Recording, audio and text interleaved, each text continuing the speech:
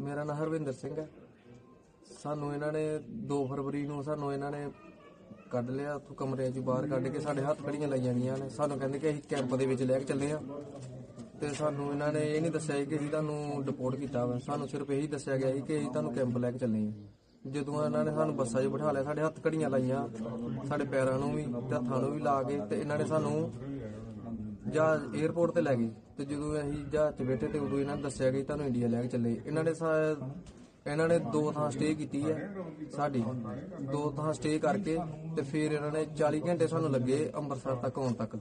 ਤੇ ਉੱਥੇ ਸਾਡੇ ਜਾਣ ਕੇ ਸਾਨੂੰ ਹੱਥ ਘੜੀਆਂ ਖੋਲੀਆਂ। ਪਰ ਪਹਿਲਾਂ ਜਿਹੜਾ ਜਹਾਜ਼ ਵਿੱਚ ਕੀਤਾ ਇਹਨਾਂ ਨੇ ਟੌਰਚਰ ਆਈ, ਜੋ ਵੀ ਬਾਥਰੂਮ ਜਾਣਾ ਇਹਨਾਂ ਨੇ ਸਾਨੂੰ ਹੱਥ ਘੜੀਆਂ ਵਿੱਚ ਹੀ ਲੈ ਕੇ ਜਾਣਾ ਇੱਕ ਫੜ ਕੇ, ਤੇ ਜੋ ਵੀ ਖਾਣਾ ਤੇ ਇਹਨਾਂ ਨੇ ਹੱਥ ਘੜੀਆਂ ਨਹੀਂ ਖੋਲਣੀਆਂ।